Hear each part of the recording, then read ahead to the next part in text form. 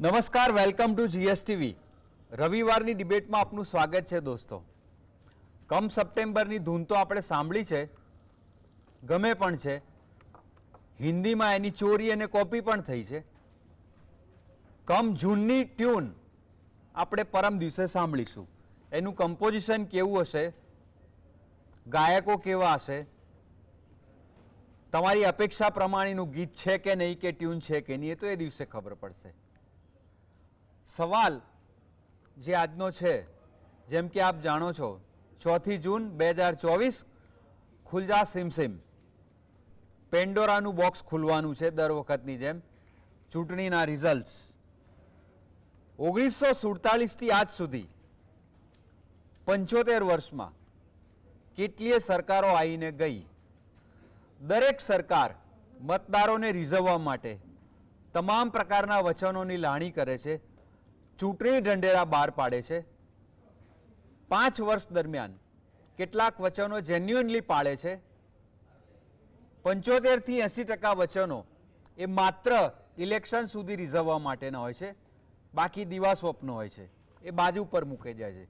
પણ એમ માનો ને, આપણે પોઝિટિવ્સ લો ફિલોસોફીની દ્રષ્ટિએ જોઈએ તો 1947થી અત્યાર સુધીમાં માત્ર 20% વચનોના પાળવાના લીધે જો આપણે આટલી પ્રોગ્રેસ કરી હોય, તો જો 80% પાળ્યા હોય તો સાચા અર્થમાં ભારત એક સુપર પાવર હોય. કહેવાતી રીતે અથવા તો પ્રોજેક્ટ કરેલી રીતે ભારત સુપર પાવર છે અથવા બનવા જઈ રહ્યું છે. વાસ્તવિકતા જુદી છે. સવાલ વચનોના જેન્યુઇન પ્રામાણિક અમલીકરણનો છે.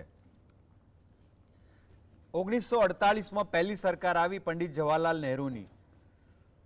એમણે અને લાલ બહાદુર શાસ્ત્રીએ 1966 સુધી, એટલે કે 19 વર્ષ સુધી જે વચનો આપ્યા હતા, ઘણા બધા પાડ્યા. જેમ કે આઈઆઈએમની સ્થાપના, ઇસરોની સ્થાપના, આઈઆઈટીની સ્થાપનાથી લઈ અનેક પ્રકારના ડેમ્સ બનાવ્યા, ભાભા એટમિક રિસર્ચ સેન્ટરની સ્થાપના, સાયન્સ, એજ્યુકેશન અને ઇન્ફ્રાસ્ટ્રક્ચરમાં જ્યાં કશુંય નહોતું ત્યાં ઘણી પ્રોગ્રેસ થઈ. તેમ છતાં એ સરકારોમાં પણ જે કોઈ પણ કન્સ્ટેન્ટ હોય અથવા તો પ્રોજેક્ટ કરવામાં આવી હોય, ઘણા બધા વચનો ના પડાયા. એ પછી મિસિસ ઇન્દિરા ગાંધીની કોંગ્રેસ સરકારે 20 મુદ્દાનો કાર્યક્રમ અને ગરીબી હટાવો, આ 2 સૂત્રો દ્વારા અનેક ચૂંટણીઓ લડી, મેસિવ મેજોરિટીથી જીતી. અને આ 2 મુદ્દામાંથી લગભગ કોઈ એવું અમલીકરણ થયું હોય એવું પ્રજાને લાગ્યું નહીં. હા, એક લોખંડી મહિલા, એક વડાપ્રધાન તરીકે ઇન્દિરા ગાંધીનો વિલ પાવર ભારતના ઇતિહાસમાં, માત્ર આઝાદી પછીના નહીં, ભારતના 7000 વર્ષના લેખિત ઇતિહાસમાં, પોખરણના પરીક્ષણથી લઈ, પાકિસ્તાનના કટકાથી લઈ અને જ્યાં સ્ટેન્ડ લેવાનું આવે ત્યાં જીવનું જોખમ પણ વોરીને કોઈ જાન જવાની ચિંતા કર્યા વગર જે સ્ટેન્ડ લીધા છે. KS બ્રારની બુક તમે વાંચજો, એ તમને એમાંથી જવાબ મળી જશે. રાજીવ ગાંધી, ભારતમાં ટેલિકોમ્યુનિકેશન ક્રાંતિનું જે એમણે વચન આપેલું એ માણસે પાળી બતાવ્યું. ઘણાને આજે આ નામ સાંભળવું નથી ગમતું, પણ સામ પિત્રોડા ભારતની ટેલિકોમ રિવોલ્યુશનના પ્રણેતા છે. આજે આપણે અત્યારે સંવાદ કરી રહ્યા છે એનો યશ એમને જાય છે. નહીતર એક STD કરવા માટે ટ્રંકોલ નોંધાવવો પડતો હતો અને બીજા દિવસે મેળ પડતો હતો. બાકી રાજીવ સરકારમાં પણ ભયાનક કરપ્શન્સ થયા અને એક માઝા મૂકી. VP સિંઘ સરકારે જે વચનો આપેલા એ બાજુ ઉપર મૂકી અને માત્ર રિઝર્વેશન પોલિસી ઉપર ભારત સળગ્યું. ચંદ્રશેખર થોડાક સભ્યોથી વડાપ્રધાન થયા એવો કોઈ એમને ચાન્સ હતો નહીં. દેવ ગૌડાએ પણ જે વચનો આપ્યા હતા એ બાય ડિફોલ્ટ એ વડાપ્રધાન થયા હતા એવું કંઈ થયું. IK ગુજરાલ એક જેન્યુઇન સોબર માણસ, થાય એટલું ઇકોનોમિક પોલિસીમાં કર્યું. પણ એ અગાઉ એક નામ આપણે ભૂલવું ના જોઈએ, PV નરસિમ્હા રાવ. એમણે નવી આર્થિક નીતિ ભારતમાં ઇમ્પ્લિમેન્ટ કરી. ડૉક્ટર મનમોહન સિંહના ફાઇનાન્સ મિનિસ્ટર પદે જે સુધારા લાવ્યા એના લીધે ભારતમાં આજે આપણે એક ટેકનોલોજીકલ રિવોલ્યુશન જોઈ રહ્યા છે. That owes to that. એ પછી અટલ બિહારી વાજપેયીની સરકારે જે વચનો આપ્યા હતા જેન્યુઇનલી પૂરા, એક બહુ જ એમ કહેવાય કે રિસ્પેક્ટેડ સ્ટેટ્સમેન અટલ બિહારી વાજપેયી જે કંઈ પણ કહ્યું હતું પૂરો સનિષ્ઠ પ્રયાસ કર્યો. ધેન કેમ ડૉક્ટર મનમોહન સિંહ. મનમોહન સિંઘે માપસરના વચનો આપ્યા હતા, પણ એમની મોટામાં મોટી ક્રેડિટ જતી હોય તો 2009 થી 2011માં યુરોપ અને અમેરિકામાં જ્યારે એક ઇકોનોમિક રિસેશન આવ્યું, ઇન્ડસ્ટ્રીયલ રિસેશન આવ્યું, ડોક્ટર સિંઘે ભારતમાં એની અસર થવા દીધા વગર, 1 રૂપિયો ભાવ વધવા દીધા વગર જે કંટ્રોલ કર્યું, you have to accept, you have two respect, you have two salute. રેલવેમાં લાલુ પ્રસાદ યાદવે -13,000 કરોડથી 1 પણ રૂપિયાનું ભાડું વધાર્યા વગર 18,000 કરોડ પ્લસ લાવીને રેલવે મૂકી દીધી, એટલે 31,000 કરોડનો ફાયદો કરાવ્યો. You have to accept that. જેલમાં નાખી દો અલગ વસ્તુ છે. કમ 2014, અથવા તો તમે ગ્રામરની રીતે કેમ 2014, પણ આપણે અત્યારે એક મિક્સ કાળમાં વાત કરી રહ્યા છીએ. નરેન્દ્ર મોદી સરકાર આવી, કેટલાય વચનો આપ્યા હતા. સૌથી મોટું વચન 15 લાખ રૂપિયા દરેકના ખાતામાં આપવાનું હતું. 10 વર્ષ થયા, હજી કંઈ થયું નથી.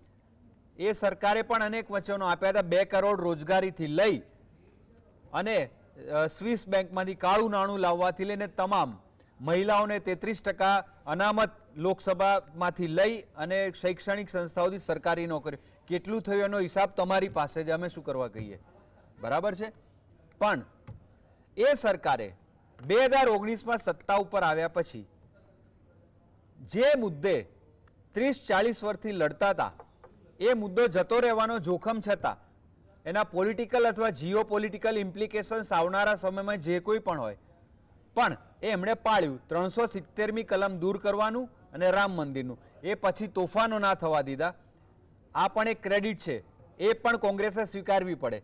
અહીંયા આગળથી અમે આ ખુરશી ઉપરથી કોઈ જ બાયસ પ્રેજુડિસ વગર અમે જે સંપૂર્ણ સત્ય છે એ જ કહીશું. The credit must go where it should and no undue credit should go where it should not.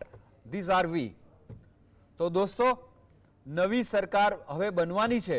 જે કોઈ પણ આવે, પ્રેડિક્શન્સ પ્રમાણે એનડીએ ફરી આવે છે, પણ આપણે એવા બધા પ્રેડિક્શન્સમાં નથી જતા. મતદારોએ જે કર્યું છે ચોથીએ ખુલશે. અનેક વચનો તમામ પાર્ટીઓએ આપ્યા છે, કોઈ બાકી નથી. કેટલા ફળીભૂત થાય એવા છે, કેટલા લોજિકલ છે.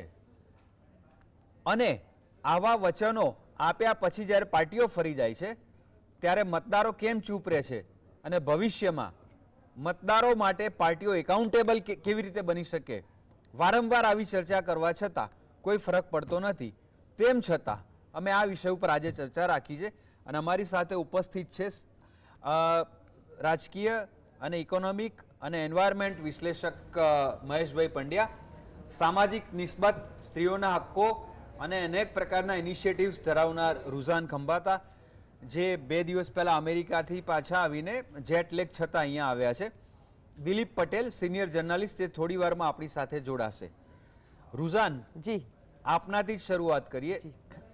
મેં થોડોક ચિતાર આપવા પ્રયાસ કર્યો, પણ મહિલાઓને અનામતની જે વાત છે, વર્ષોથી કોઈ પણ સરકાર હોય, લોકસભાથી લઈ સ્થાનિક સ્વરાજ્યથી લઈ સરકારી નોકરીઓથી લઈને તમામ સ્થળે મહિલાઓને 33% બેઠક આપી અને એમનું એક વજૂદ અને વજન વધારીને મહિલાઓની સલામતી અને ઉત્થાનની જે એક વાતો સિક્યોર કરવાની વાત છે, એ કોઈ જગ્યાએ થતું નથી.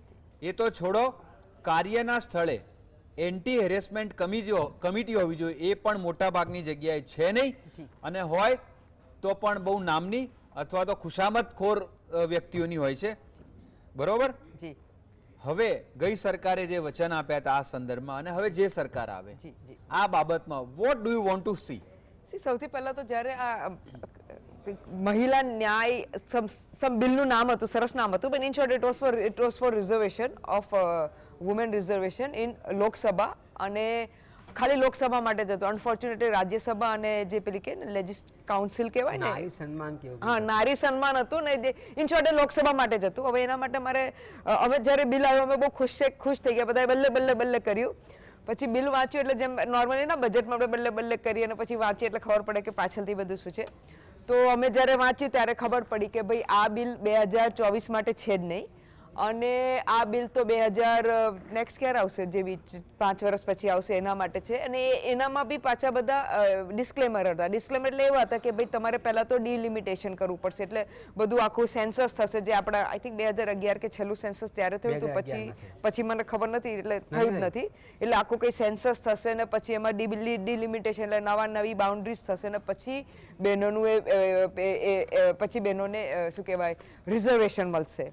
એક પોઈન્ટ એમાં એ હતો. એટલે એ બહુ ઇમ્પોર્ટન્ટ પોઈન્ટ છે, કારણ કે જ્યારે તમારે અગર કરવું જોઈએ, યુ આઈ નોર્મલી સીન, આ ખાલી એક પાર્ટી માટે નહીં, બધી પાર્ટી માટે, કારણ કે મારા ખ્યાલ આ બિલ છેલ્લા 20-25 વર્ષ યા 30 વર્ષથી બધા અલગ અલગ પાર્ટીઓ ટેબલ કરવાની કોશિશ કરે છે, પછી ફોર વોટ એવર રીઝન્સ રહી જાય છે. એટલે આઈ એમ સરપ્રાઇઝ કે એનડીએ છે કે 2014માં કરવું જોઈતું હતું પણ ના કર્યું ને અત્યારે કંઈ કર્યું ટેબલ ના કે અત્યારે મૂક્યું છે. હજી તો આખો એનો પ્રોસેસ ચાલશે લાંબો. એટલે પોઈન્ટ અત્યારે મારે કહેવાનો એ થઈ રહ્યો છે કે જે તમે પૂછ્યું સર, બહુ ઇમ્પોર્ટન્ટ પૂછ્યું કે what is the seriousness about it.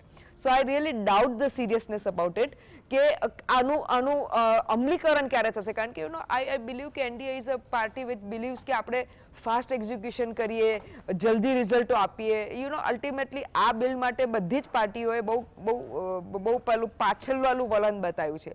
હવે તમારો જે સેકન્ડ એટલે વી આર હોપફુલ, પણ સ્ટીલ વી આર હોપફુલ કે બહેનોને ઘણીવાર અમારી સાહેબ લોકો પૂછે કે ભાઈ તમારે અનામતની શું જરૂર છે બહેનો માટે.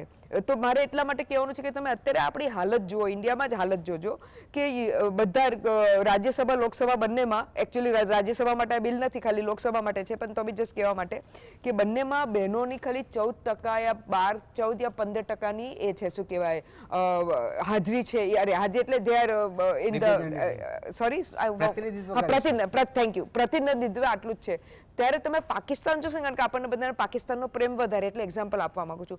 પાકિસ્તાનમાં 20% છે અને હજી આપણો વધારે પ્રેમ જેને કે જોઈએ ને રોવાન્ડા એવી બધીમાં, ક્યુબા, રૂવાન્ડા, એમાં તો 60% ને 65% સુધી ગયો છે. એટલે તમે સમજી શકો છો કે બીજી જે રૂવાન્ડા જેવી જગ્યા છે જેમાં બહેનોનું વર્ચસ્વ રિપ્રેઝન્ટેશન 65% છે, 60% છે, અને આપણા ઇન્ડિયા જેમાં આપણે બધા નારી સન્માન, પછી મને આજે જ ધ્યાને વાંચ્યું કે ટ્વીટ કરી છે સાહેબે, આપણા મોદી સાહેબે, કે ભાઈ બહેનો યુવા શક્તિ અને નારી શક્તિઓને ખાસ થેન્ક યુ.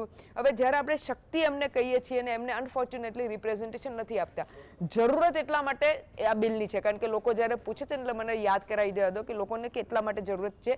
કારણ કે જ્યારે આપણું આમ પોપ્યુલેશન કહો, આબાદી કહો, વર્લ્ડ ઓવરની વાત કરું છું, તો જ્યારે 50% હિસ્સેદારી હોય બહેનોને ભાઈઓની, અને એ સામે તમે જ્યારે આવા જ્યારે પોલિટિક્સમાં બહેનોને આટલું ઓછું રિપ્રેઝન્ટેશન આપો, તાકી તમારી જે સોચ છે, કારણ કે અનફોર્ચ્યુનેટલી ઘણી બધી લોઝ, ઘણા બધા બધી શું કહેવાય પેલી સુવિધાઓ, ઘણી બધી સ્કીમ્સ જ્યારે ભાઈઓ બનાવે છે અને એ સામે બહેનો બનાવશે તો આસમાન જમીનનો ફરક પડશે. કારણ કે આઈ ડોન્ટ બ્લેમ ધેમ, પણ ભાઈઓની પોતાની એક મેન્ટાલિટી હોય, બહેનોની પોતાની મેન્ટાલિટી હોય. એટલે જે બહેનોની મેન્ટાલિટીથી બને તોથી બહેનોને ફાયદો થાય. એટલા માટે રિપ્રેઝન્ટેશન ઇઝ રિક્વાયર્ડ. ને વર્લ્ડ ઓવરમાં પ્રૂવ થઈ ગયું છે. હવે અત્યારે ઘણા ડેટાસ કહે છે કે બહેનો જ્યારે લીડરશિપ પોઝિશન્સમાં હોય છે, તમે જુઓ છો તો બેંક્સમાં તમે બહેનોને લીડરશિપ પોઝિશનમાં જુઓ છો. આપણા જે અત્યારે સાહેબે વાત કરી કે ઇન્દિરા ગાંધીજીની વાત કરી, તો શી વોઝ આયર્ન વુમેન. એટલે ગીવ ધેમ અ ચાન્સ. અનફોર્ચ્યુનેટલી એટલા માટે બિલની જરૂરત છે. પહેલો પોઈન્ટ.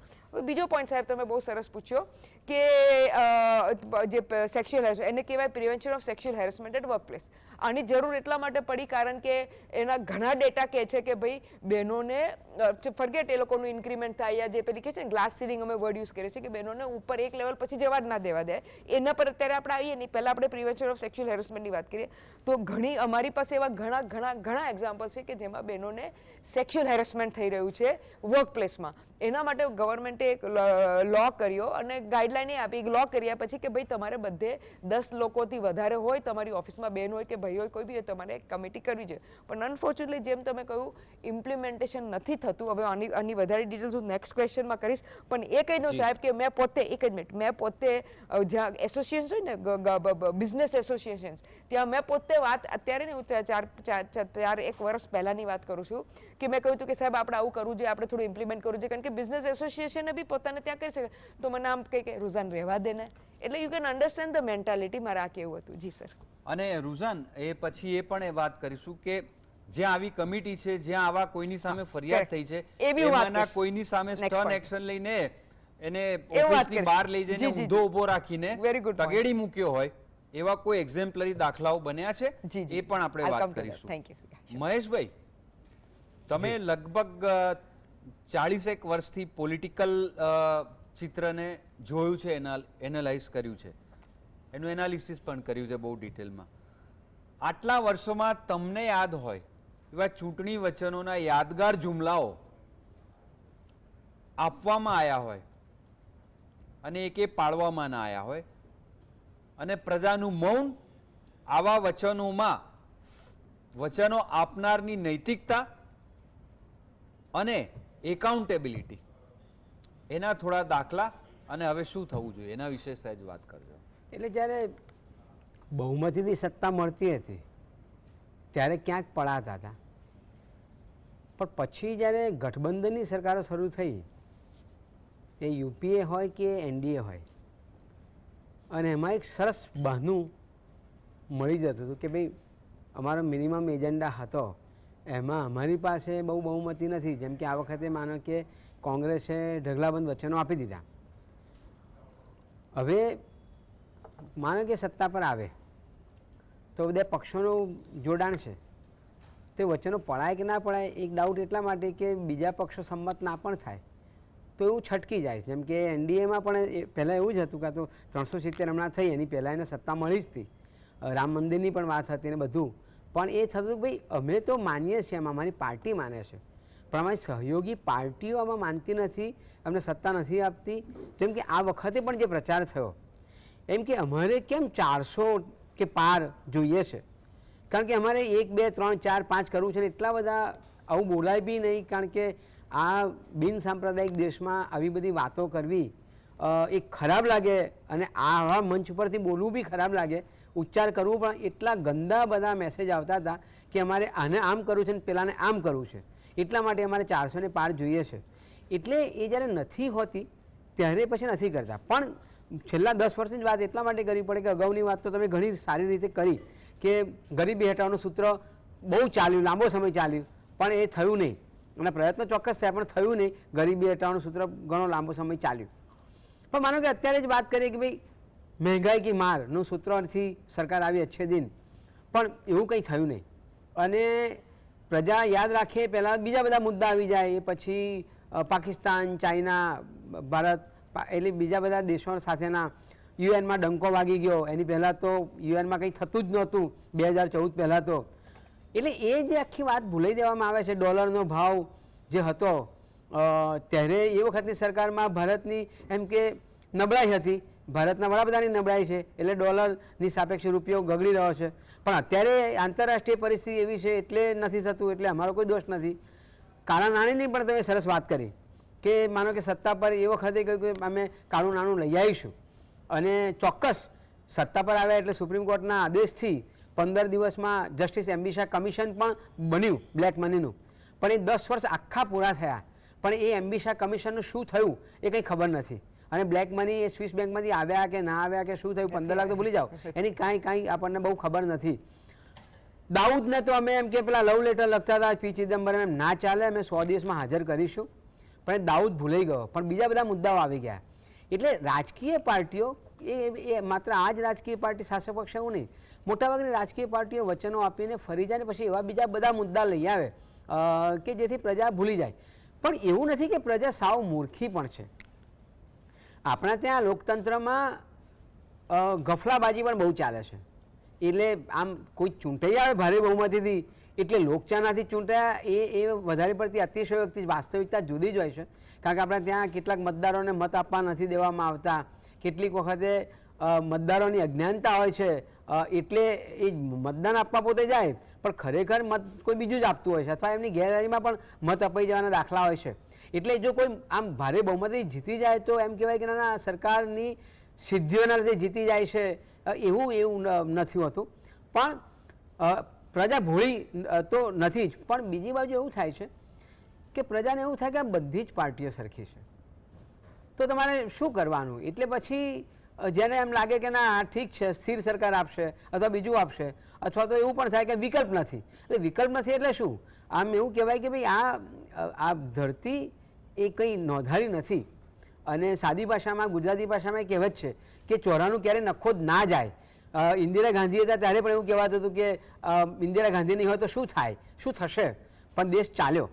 અને કોઈ વ્યક્તિ નહીં હોય તો શું થાય એવું ના હોય, એ તો બીજો થાય જ અને ચાલે જ. આખી પૃથ્વી, આખી દુનિયા રીતે ચાલે છે. એટલે આવા વચનો અપાય છે, વચનો ભૂલાઈ જવાય છે. એટલે લોકો ઉલ્લુ બને છે એવું હું નહીં કહું, કારણ કે લોકોને ખબર છે, પણ પરિસ્થિતિને આધીન થઈને જે મુદ્દાઓ હાવી કરી જાય છે એને આધારે અને કેવી રીતે નેરેટિવ બનાવવામાં આવે છે. પ્રચંડ પ્રચાર પ્રસાર એવો કરવામાં આવે કે 100 વખત એટલું જોરથી વ્યવસ્થિત જૂઠ બોલો તો તમને એમ જ લાગે કે ના આ જ સાચું છે. અને એટલા માટે પ્રજા ગેરમાર્ગે દોરવાય છે. અને આપણા ત્યાં દક્ષેશભાઈ મારે કહેવું પડે કે આવું કેમ થાય છે. અને તમે શરૂઆતમાં સરસ ચર્ચા કરી કે આવી ચર્ચાઓ પછી પણ નહીં થાય કશું અને ફરીવાર ચર્ચા કરતા રહીશું, એટલા માટે કે આપણે ત્યાં શિક્ષણનો બહુ અભાવ છે. આપણે શિક્ષણ આપવામાં આવે છે પણ લોકશાહીનું જે સાચું શિક્ષણ આપવું જોઈએ ને, આપણે ત્યાં વ્યવસાયિક શિક્ષણ સરસ રીતે મળે છે, પણ નાગરિક તરીકેની શું ફરજો હોય કે આ લોકશાહી શું છે એ પ્રકારનું જે શિક્ષણ છે એમાં કોઈને રસ નથી, કોઈ રાજકીય પાર્ટીને રસ નથી. કારણ કે બધા જ લોકો જે રીતે જાગૃત થઈ જાય. આજે બી મને ખબર છે કે કેટલાક MBAના સ્કોલર વિદ્યાર્થીઓને એવી ખબર નથી કે સંસદ સભ્ય એ વિધાનસભામાં બેસે કે દિલ્હીમાં બેસે, અથવા રાજ્યસભાના સભ્ય અને લોકસભાના સભ્ય વચ્ચે ભેદ શું, આવી પણ ખબર નથી હોતી. એને એ ખબર નથી કે 365 માંથી 300 દિવસ ક્યાંય ના બેસે. એક્ઝેક્ટલી. એટલે આ સ્થિતિમાં જે છે કે એવા વચનો અપાય છે, ભૂલાઈ જવાય ઘણા એવા છે. છે. હા જી મહેશભાઈ, તમે પ્રજાની માનસિકતાની વાત કરી, એમાંથી ખાલી એક શોર્ટમાં પૂછું છું. પ્રજાના સંદર્ભમાં ભોળા હોવું, મૂર્ખ હોવું અને મીંઢા હોવું, અથવા તો જાણી જોઈને અજ્ઞાન છે એવું બતાવવું, આ ચાર વચ્ચેનો ફરક શું છે? એ બહુ પાતળી ભેદરેખા છે. કારણ કે મૂર્ખા હોવું એ તો કેવું એક અપમાન જેવું લાગે, પણ છે એમાં ના નહીં કે એવું પણ છે.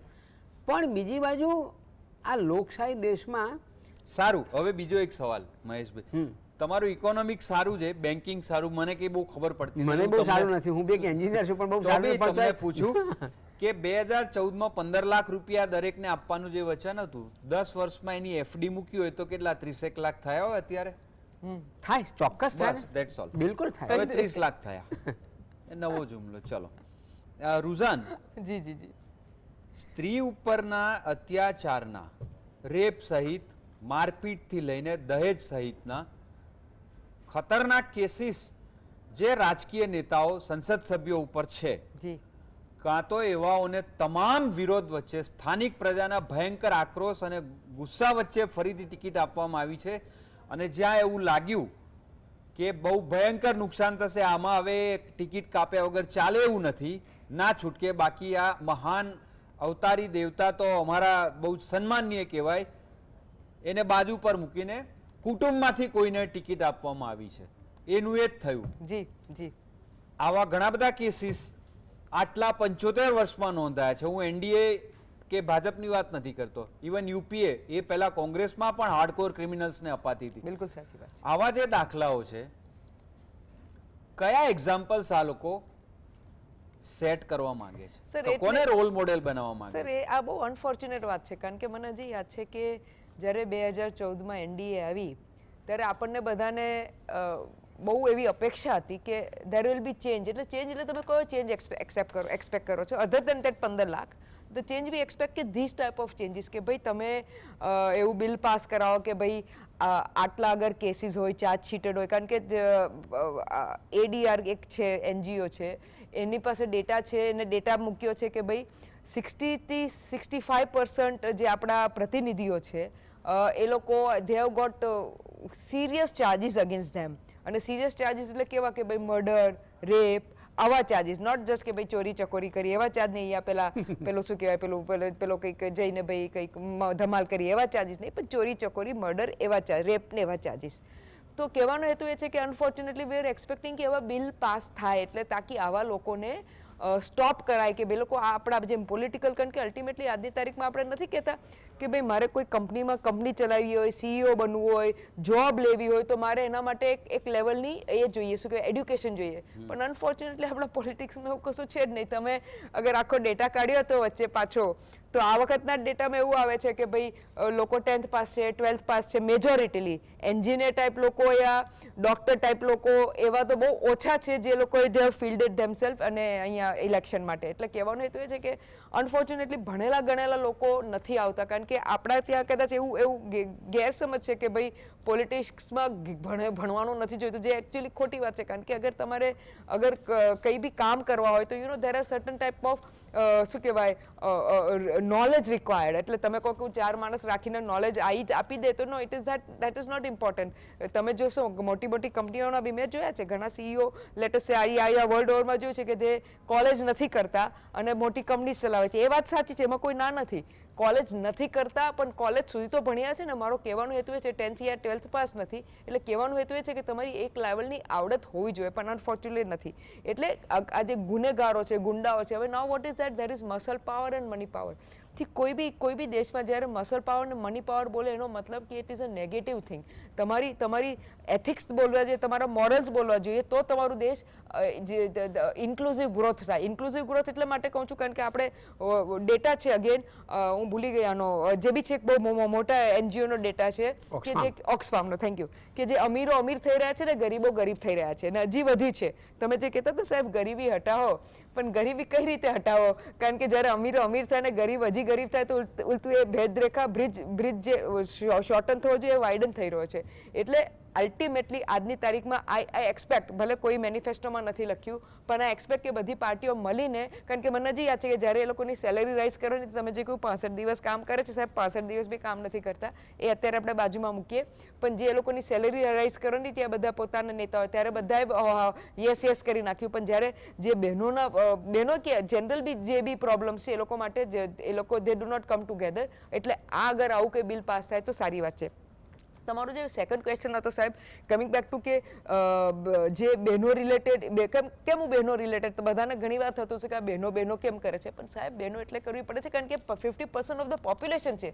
એવું નથી કે ભાઈ 10% યા 20% છે, they are 50% of the population of India or all the world. અને એટલા માટે આપણે અગર એ લોકોને બહેનોને જોડે લઈને નહીં ચાલશું તો તમે જે બધું અત્યારે જે તમે જીડીપી કરો છો, ગ્રોથ કરો છો, કંઈક બધું જે જાતની વાતો થાય છે, લેટ અસ એક્સેપ્ટ દેટ કે એ વાતો છે. પ્રેક્ટિકલ તમે જોવા જાઓ તો આવો મારી જોડે ગામડામાં તો તમને ખબર પડશે કે શું હાલત છે. ભલે તમે બધી મોટી મોટી વાતો કરો, ગામડા બી છોડો, અત્યારે અમે ચાર્લ્સમાં કામ કરીએ છીએ, તો આવો મારી જોડે એ જુઓ તમે. ખાલી બે લોકો મોટી પેલી લક્ઝરી ગાડી લઈને જાય અને પેલા મોટા મોટા વેડિંગોનું તમારે ફીડમાં આવે, એ ફીડમાં તો ગેલી થઈ ગઈ છું. મોટા મોટા વેડિંગ, ઘણી વાર લોકો કે વેડિંગો જોઈ જઈને લાગે કે આપણે તો વધારે ગરીબ થઈ ગયા છે. ડોક્ટર મનમોહન સિંઘે એક કામ સારું કર્યું હતું, રાષ્ટ્રીય ગ્રામીણ રોજગાર ગેરંટી યોજના જે કરી હા, નરેગા, એના લીધે મનરેગા, એ મહિનાઓમાં તમને ઘેર કામ કરનાર કોઈ માણસો નતા મળતા.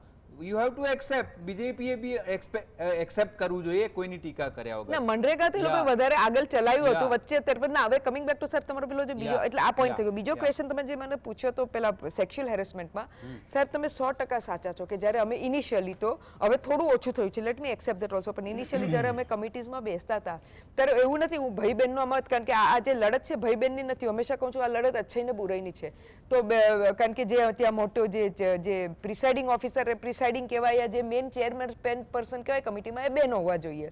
તો બેન ને કંપનીના હોવા જોઈએ ઓબ્વિયસલી. અમે તો એક્સટર્નલ મેમ્બર કહેવાઈએ જે જઈને બેઠા હોઈએ.